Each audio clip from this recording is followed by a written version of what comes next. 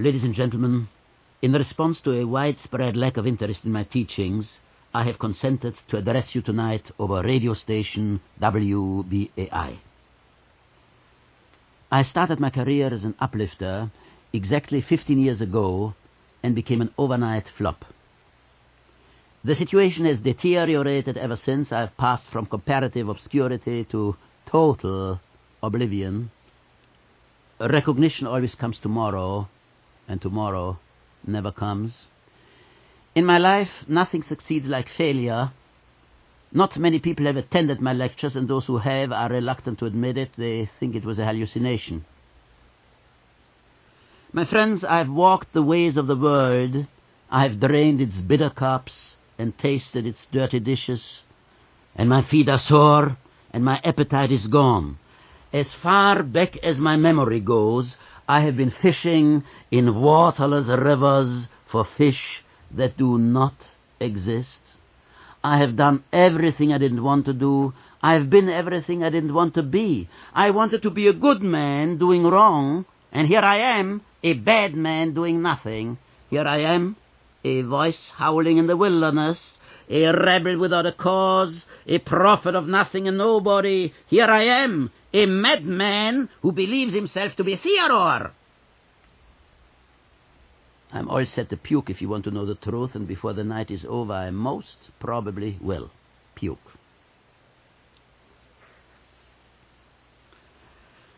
In the year of our Lord 1962, shortly after my spitting at the nurse and the loony bin tests, in the year of our Lord 1962, the devil and his demons became increasingly active in my affairs. The blows of fate fell down on me with a pitiless, persistent fury. I fought back, believe me, I fought back desperately, I fought back savagely, but all my efforts only dragged me down to a deeper level of doom. It was then, it was at this most critical moment of my life that I met him, the Guru Lala Bhagavan Shri Muka Padaya. A real swell Joe. He was a Zen Buddhist and lived in a remodeled comfort station somewhere uptown. On the shores of Central Park Lake, we used to stroll, and with bewilderment at first I would listen to his theories, his doctrines. He told me of an old, long-forgotten knowledge and of the secret teachings of the sect of the Parada, and of the immortality in the flesh, and of the rituals in the temple of Fitze, Putze, Blitze, Pooh. And I listened, and I learned. My friends, we measure things by what we are ourselves. To the maggots in the cheese is the universe. To the worms in the corpse is the cosmos. How then can we be so cocksure about our world? Just because of our telescopes and microscopes and the splitting of the atom? Certainly not. Science is but an organized system of ignorance. There are more things in heaven and on earth than are dreamt of in your philosophy. What do we know about the beyond? Do we know what's behind the beyond?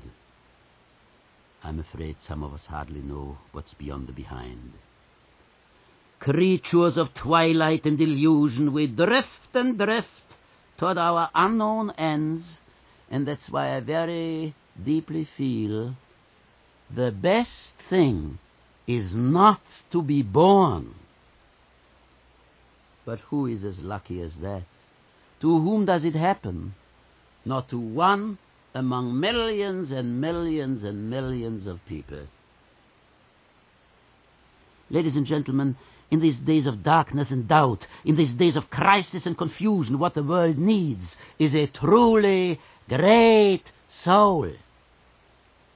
I am that soul. I am a cosmodynamic personality walking through life in beauty and eternal youth. I'm in the prime of my senility. Here on the radio, I probably look like or I shouldn't say look like, sound like a pile of mud, or sound like a garbage can, but that's only because radio is still in its infancy. I am what you might call a controversial figure. People either hate me or despise me. They would rather shake the devil by the tail than shake me by the hand, but with every failure my reputation grows.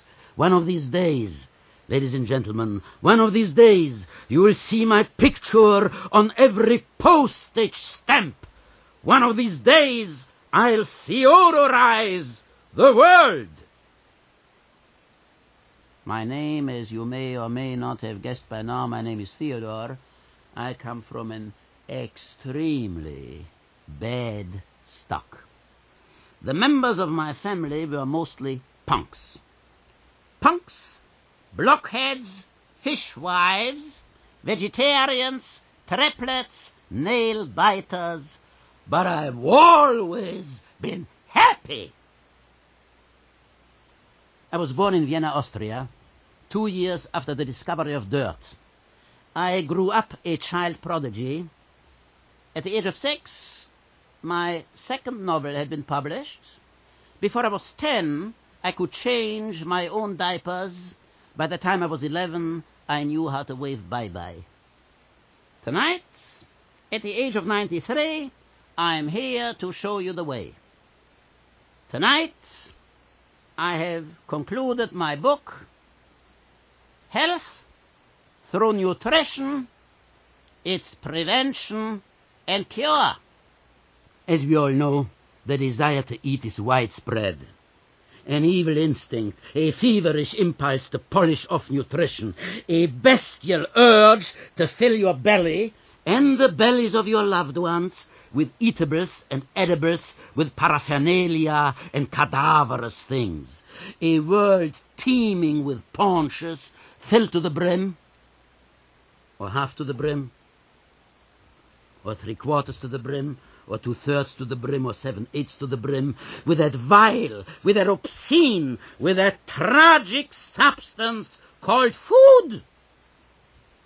The digesting that's going on right now, here, in this WBAI building, is enough to turn my stomach.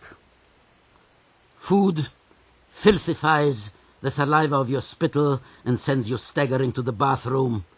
The foodist way of life is lunacy. It is filling what is empty and emptying what is full. It is berserkery and amokary, punctuated by the clatter of dishes and the flushing of water closets. Ladies and gentlemen, in spite of my excellent health, I've been ailing all my life. Behind closed shutters, behind draped windows, behind drawn Venetian blinds, I sit pot-bellied on my bed of roses and cry. How could I not cry when I see that you imbibe beer in the beer imbiberies and partake of food in the food partakeries? Can't you see what eating does to us? This morning I found a picture of myself when I was 3 months old. What a change. Frightening. Now you may say life without eating is bunk. I say your sin-eaten, butcherous notions. That's bunk. You say nutrition is essential for your diet.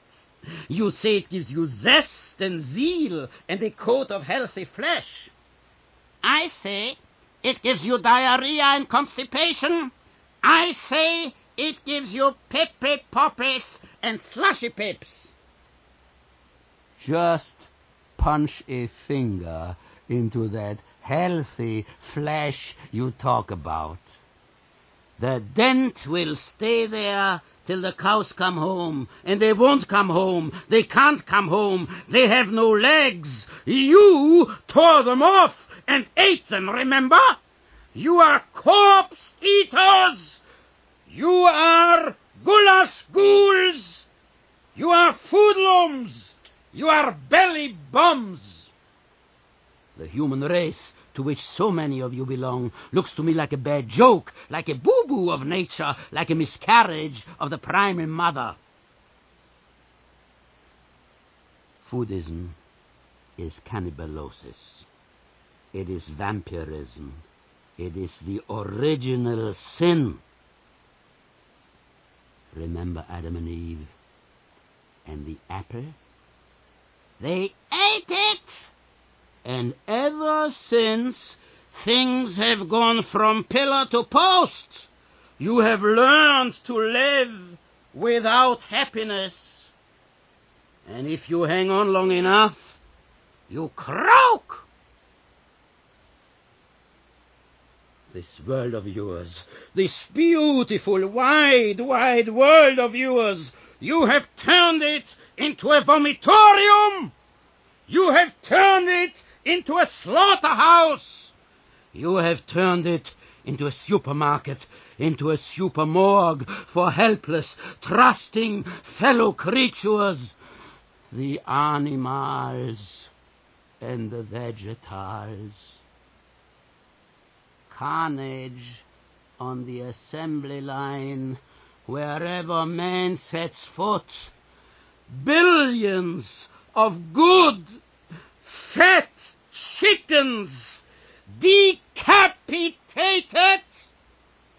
and their embryos served sunny side up. You crush the grape and drink her blood. You lap up the gore of the tomato, the breath of cabbage, the fumes of French fries, the ooze of kidney sauté hang heavily over the lens.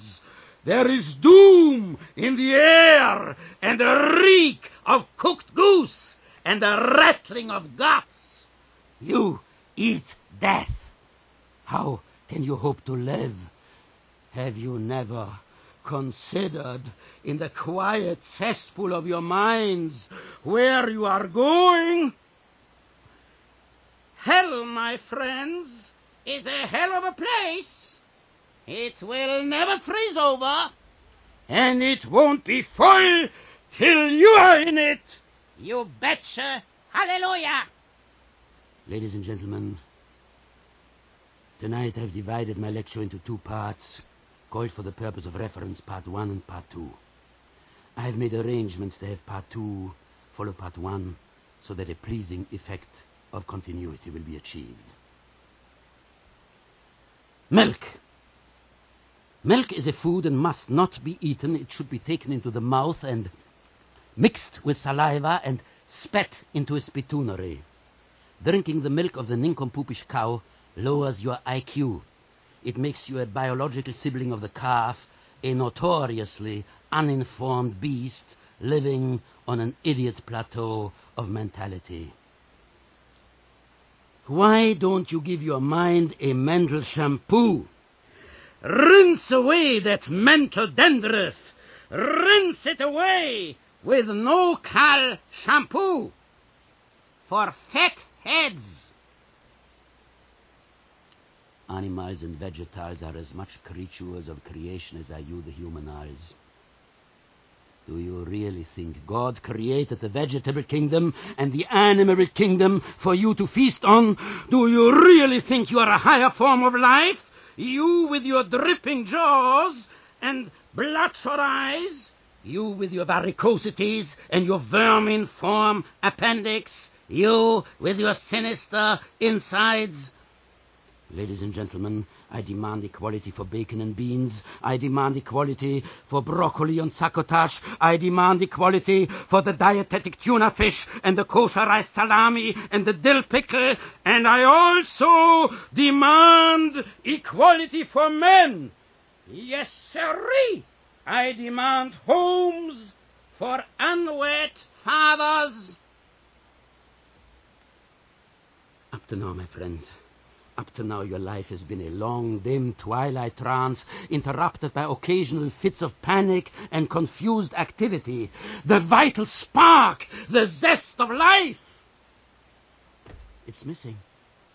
Let me, yes, let me be your dexedrine. Let me direct you and quicken you. Let me instruct and exhort you. Let me pump purpose into your bloodless veins, hope into your hopeless hearts.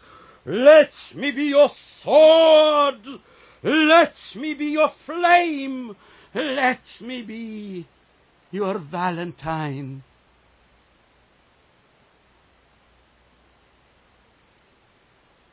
Let me tell you, friends,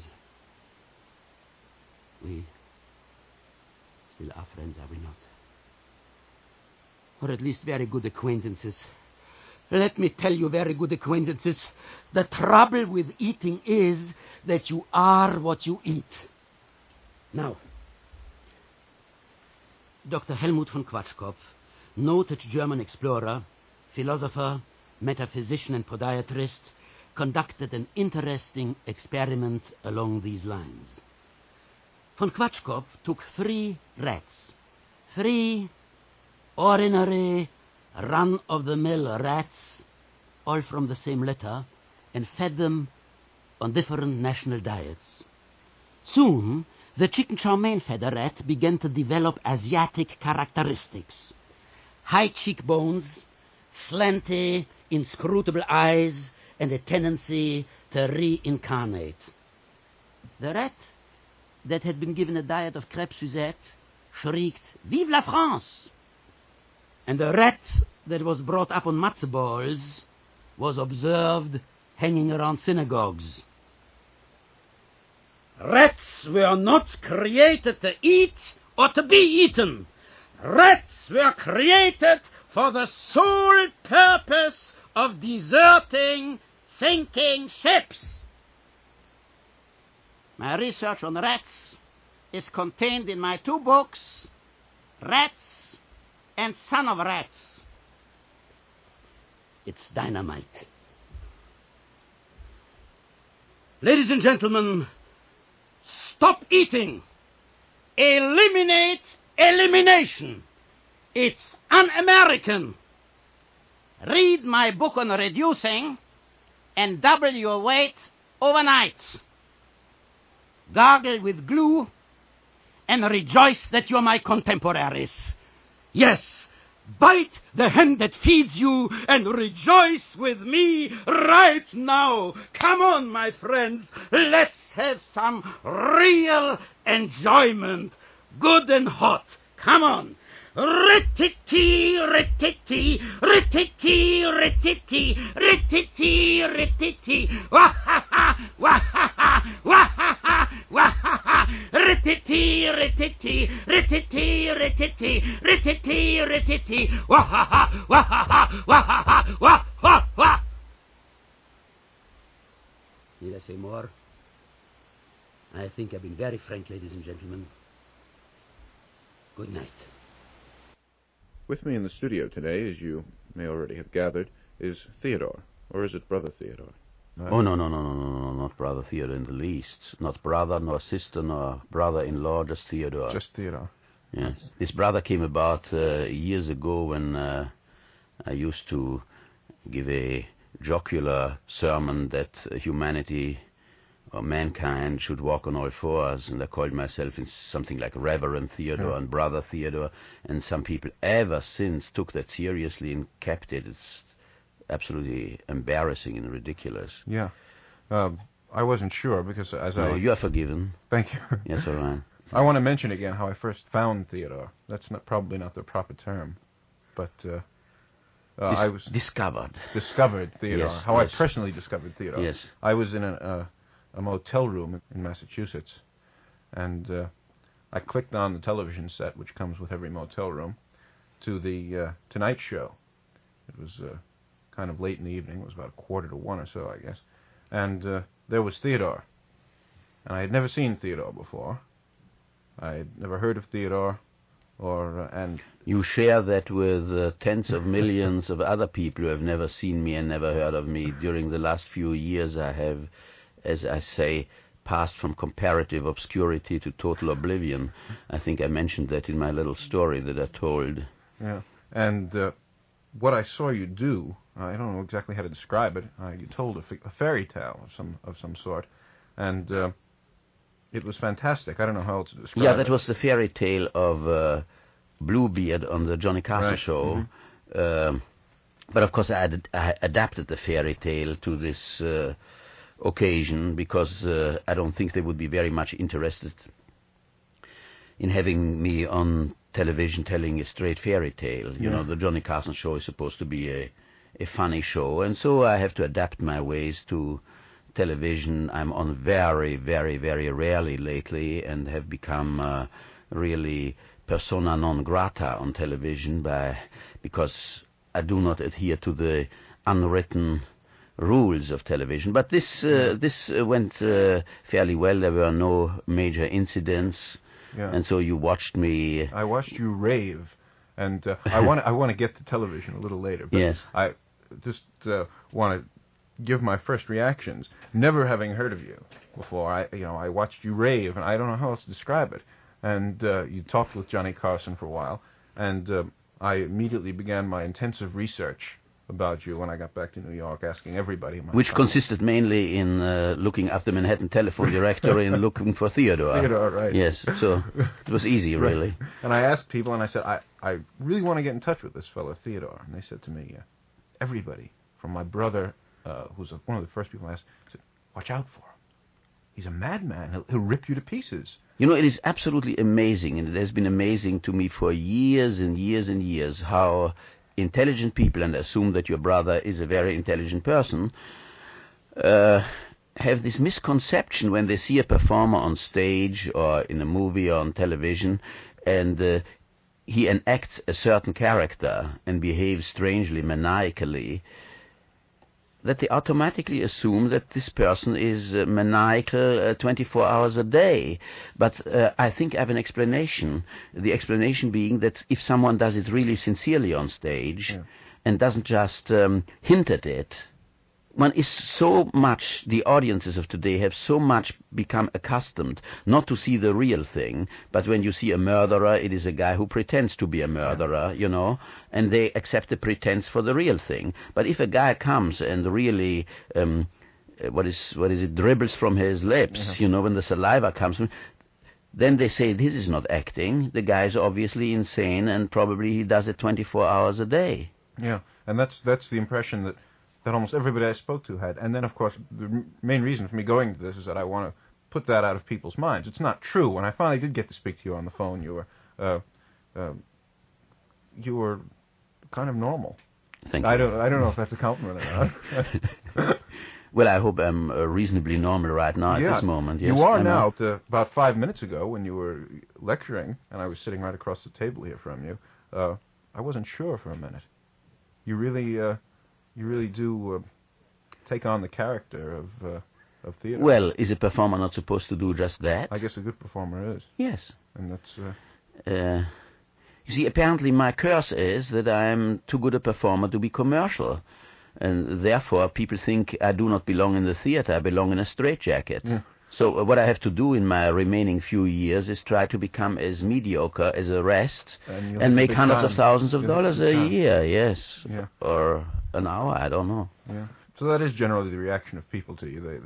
They kind of think you're a madman, on and off stage when they see you perform or hear you perform. That was the question I was getting to, which we answered in the course of asking the question. Well, of course, any psychiatrist who would see me, and some of them saw me, would not agree with that at all, because they know very well that if a performer, let us say every Saturday at midnight, from midnight to 2 o'clock, turns on the button of let us say, as you belabor this point, insanity, that he certainly cannot be insane, you know, because it needs controlled insanity to do this. Yeah. You know, this is really a layman's point of view, but unfortunately, this layman's point of view has been shared by theatrical producers and directors, and they shy away from me for this reason, as if I had bubonic plague or leprosy, you know, because they think that I'm a homicidal maniac. Yeah.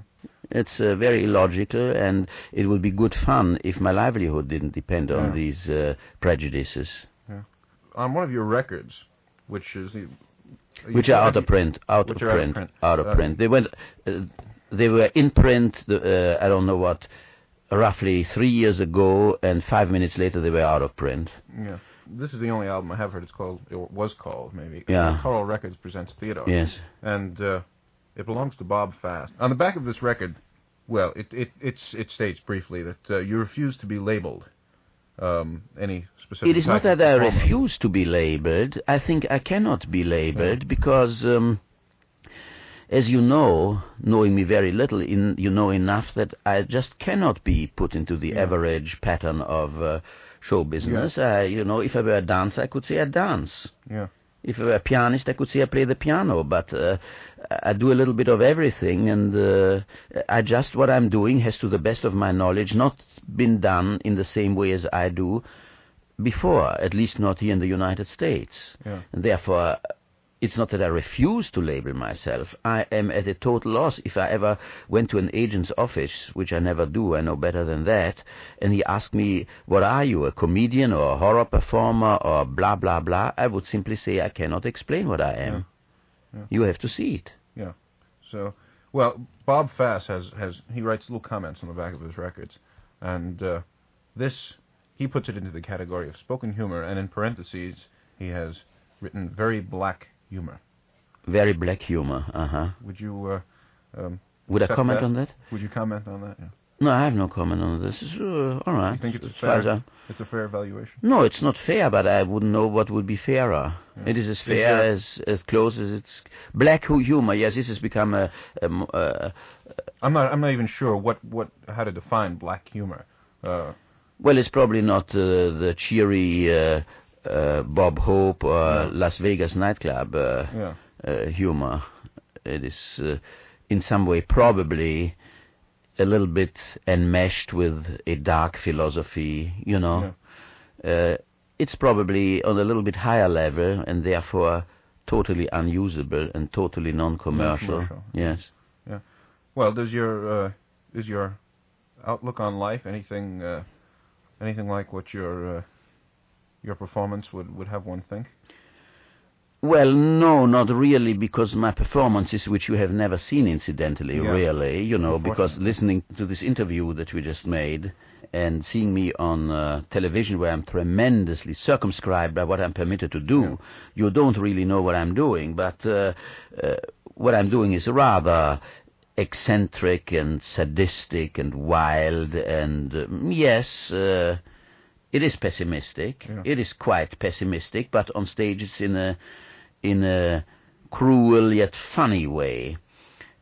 As far as my personal life is concerned, yes, my friends consider that I have a rather pessimistic outlook on life. I think that the hour of my birth was also the hour of my doom.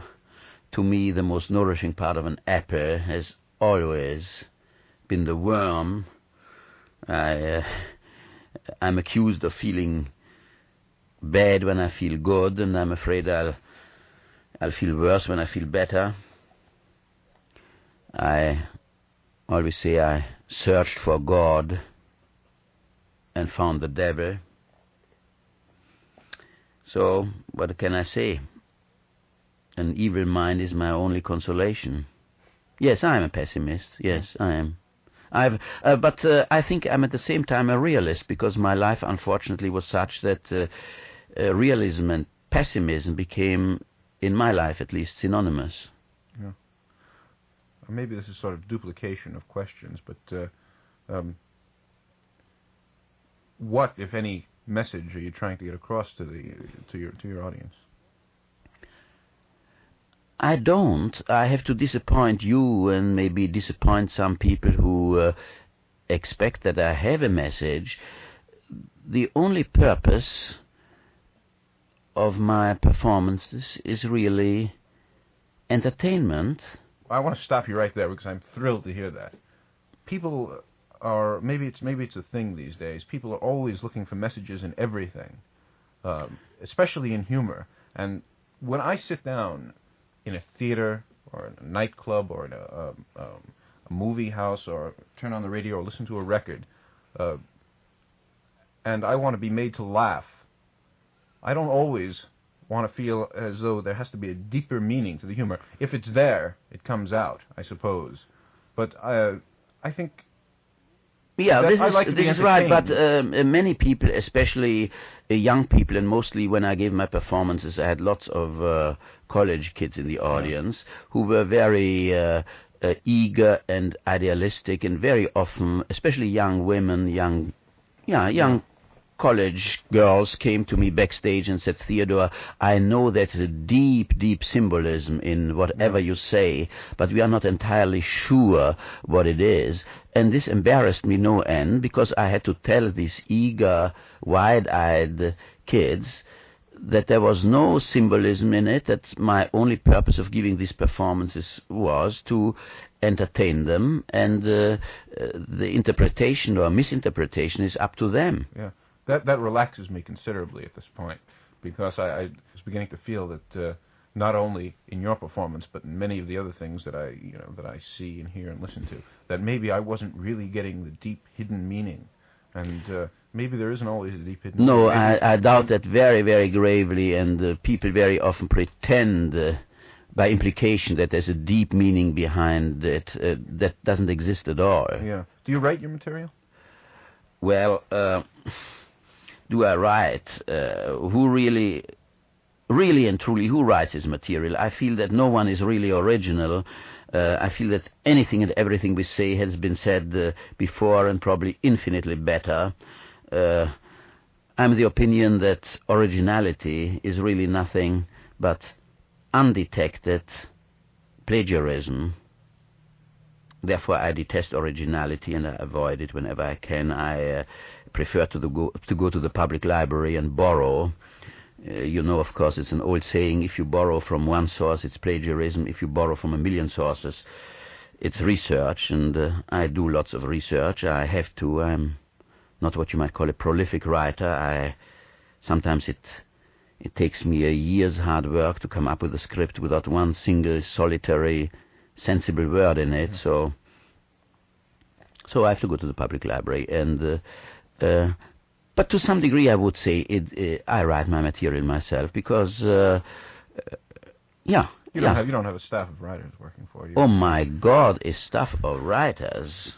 The Rolls Royces do not exactly roll out of my ears, nor do the staff of writers roll out of my ears. No staff of writers. Well, now back to what we started to talk about before. I understand that the main work you've done recently has been on television. Well, this sounds very, very flattering and very good to the uninformed, that my main work right now is in television. It is not my main work. It is unfortunately my only work, and I say unfortunately because it is only and exclusively guest appearances, where there is no certainty that they will ever call you back. When I'm once on television, I don't know whether my next appearance will be 4 weeks later or 4 years later. But through certain circumstances which are too complicated to explain right here over radio, I haven't had personal appearances which were the main source of my income and also the main source of audience attraction for many years. I would say that I really have stopped performing. Well, I have not stopped performing. The performances have stopped me. It's not that I don't want to, but it just, for a variety of reasons that are too unpleasant to explain now, I had to stop doing this. And yes, so you see me on television, and as you very well know, each performance might be the last, especially as I'm a bad boy on television, and everyone, but really everybody of the producers is afraid of having me on, because they also have fallen prey to this fairy tale that I'm a maniac, and that I might quite suddenly take a gun and shoot the whole panel. Or maybe a machine gun and mow down the whole audience, which sometimes I would like to do, but who wouldn't? I hesitate to ask you about your last appearance on the Merv Griffin show. You hesitate, but you are... you see, I have to be very careful not to talk myself out of other appearances. And if I'm talked too nicely about Merv Griffin, Johnny Carson might never take me back. So you see, there are endless complications, you know. The truth is that personally, and I don't say that for business reasons, because you know very well by now that I'm the world's worst and most impossible businessman. So what I say now, I say because I really feel it. I like them both. Yeah. I like them both, not because they gave me jobs, but I have the feeling that they are, I don't know them well, you know, I know them not better than you do maybe, but I have the almost metaphysical feeling that when I sit opposite a guy for 20 minutes and talk with him, that in some way one absorbs the personality of the guy you are talking to, and if he only pretended to be a pleasant guy, but deep within is a SOB or something like that, I would feel that. Yeah. And I felt that both men, Carson and Griffin, are men of goodwill, highly intelligent, and basically very kind people towards me. About others I cannot say, because as you know, I have no television set, and I never watch television. I feel that television without me is a terrible, unbearable bore. You know, so my experience with television is very limited. Yeah. For right now, I want to attempt to find out something about Theodore, the man, to put it dramatically. Oh, that was years ago. That was years ago? Yeah. You mean I'm beyond good and evil by now, you know, yes. And don't you believe it, dear audience? Where are you from, originally? Originally and purely technically speaking, I'm from Vienna. And I say technically speaking because I spent only very, very few years of my life in Vienna, and then my mother divorced my father and remarried a German. And when I was still a very tiny boy, we moved to Germany, Düsseldorf, which is in western Germany. And there I went to school, and I went to the University of Cologne. Studying what?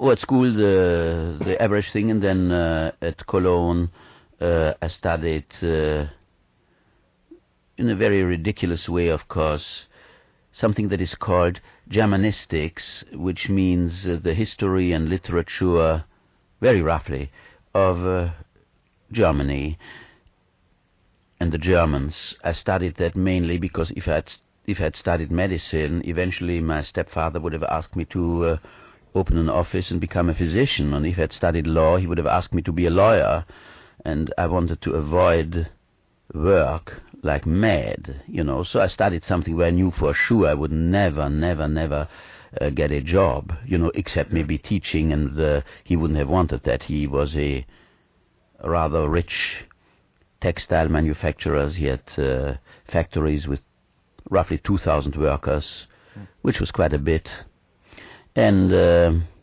I was supposed one day to become the heir to all this, which frightened the hell out of me. Yeah. Pardon me, the heck out of me. It's okay? Well, the inferno out of me. And but then all these worries and problems were taken care of by Hitler. I'm Jewish, so were my parents, my stepfather too. And so the factories went down the drain, and the parents and grandparents and uncles and cousins went down the crematoria, and I was really the only one who survived of my entire family. And I came to the United States, a well-educated idiot, perfectly incapable of making a dollar. So for many years I did just menial work. And to tell you the truth, menial work is staring into my face again. By the way, I've heard it said that you like very young, very beautiful women. Is that true? Yeah, I like very young and very beautiful women. The tragedy is only that they like me less and less, because I get less young and less beautiful myself.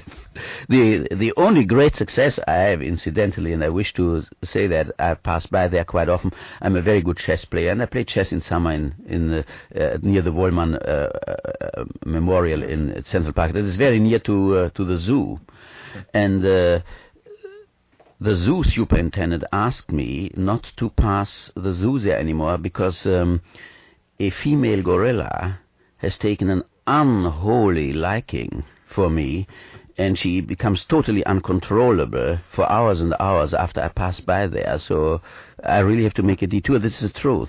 So this is gives you an indication of the success I have with beautiful young women. You know, I talk now about humans.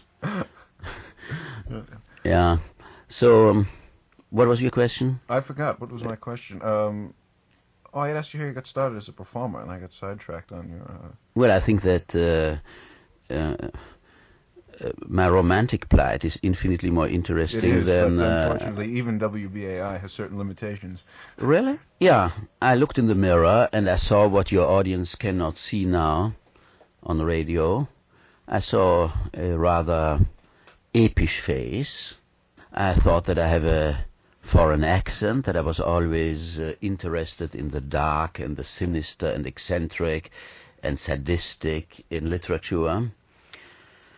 And so I got the idea that I could maybe do something in this vein. I fully realized that I couldn't become a performer in the accepted sense of the word, namely a Broadway actor or something, because I had probably one chance in a million.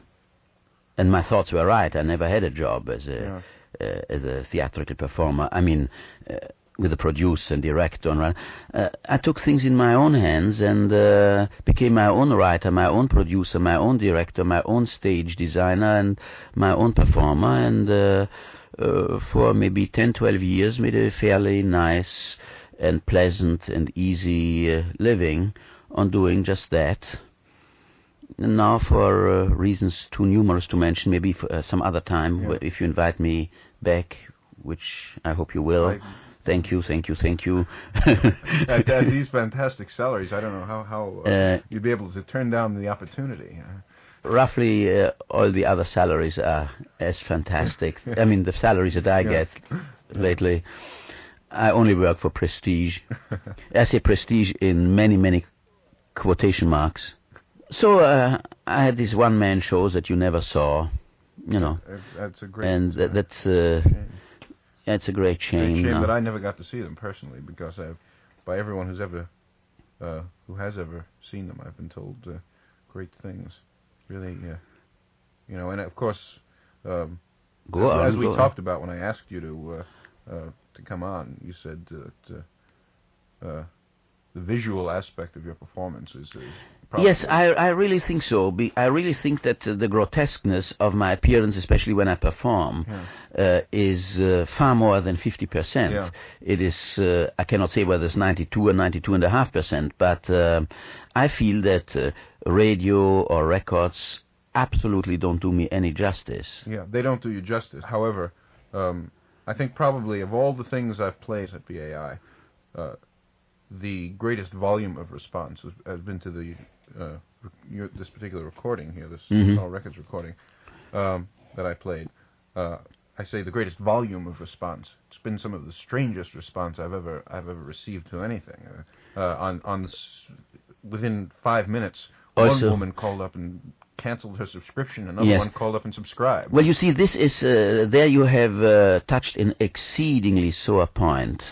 When I'm on television, it very often happens that the producers of the show really do like me quite a bit. The director likes me, the cameraman likes me, a few 100,000 people in New York like me, and they ask me, how would you like to have a program of your own on television? It has been considered a few times quite seriously, but then 2 or 3 days later, the mail comes in from the hinterland, and there comes such unbelievable poison pen letters, such an unbelievably vicious hate mail, that the stations become afraid of having any further dealings with me. You know, they say, we like you, but apparently the nice little old lady in You Mention It Where doesn't like you. And the annoying thing is, if I got thousands of such letters, I would say, yes, I'm not fit for television. But this is not the case. These stations are so frightened that if you get, let us say, from all over the United States, out of those millions and millions and tens of millions of listeners, if they get 50 or 60 hate letters, that's enough. That's enough. They are through with me. Finished forever. Yeah. The response to you is interesting. It really is. It's shocking how many people take you seriously. I played your lecture on four-leggedism one night. Yes. At about 6:30 in the evening. And the greatest volume was in favor of it, but there was one woman who called it absolutely hysterical. Yes. And she was certain that, I couldn't convince her that you were, No, it is unbelievable, because some of these people really and seriously think, although each and every sentence is a deliberate joke, they get the opinion that I try to dethrone Buddhism or Judaism or Christianity, and in place of that, in place of Christ or Moses or Buddha, I want the doctrine that we should walk on all fours. I mean, how people can be so unbelievably non-perceptive, I fail to understand. But apparently one has to conform to the lowest level of intelligence if you are in any public medium. Yeah. So what are you doing now? Right now, I roll in the gutter, unshaven, with a coated tongue and a bloodshot eye. I have nowhere to go and no one to go with me. And all in all, it's to be Theodore is no bed of roses, and one of these days I guess I'm going to swallow a couple of drop-dead pills, and it will be a very nice memory. Okay. Next question, last question. Next question. If you had to live your life all over again, what would you do?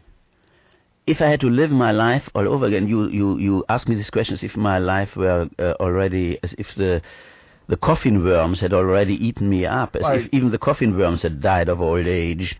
No, but I understand what you mean, yes. What I would do if I had to live my life all over again, I would conform. I would conform. I would hold the right job and own the right car and chew the right gum and go to the right cuckoo analyst. I would elect Miss Washing Machine for 1965, and I would try to go steady with Miss Bedpan of 1966. I would devour the laxative that constipates, and I would jump into the proper lake. I really and truly and honestly and disgustedly feel that the way to success nowadays has become to conform, to be just maybe 1 or 2 or 3% different from the masses. But if you are more than 5% different, you are lost. You are finished. They suspect you of all sorts of unbelievable things, really, you frighten them. You frighten them. That's why, let us say, a man like Stevens never had a chance of becoming a president. Yeah. And not that I incidentally compare myself with Stevenson, but I just want to make a point. And what about the future? Future? Is there one? Well, I guess my future is in the past. Have I answered all your questions now? I think that answers them. I want to thank you. I wanted to thank you, Steve, for taking time out. This is Steve Post, and my guest today has been Theodore.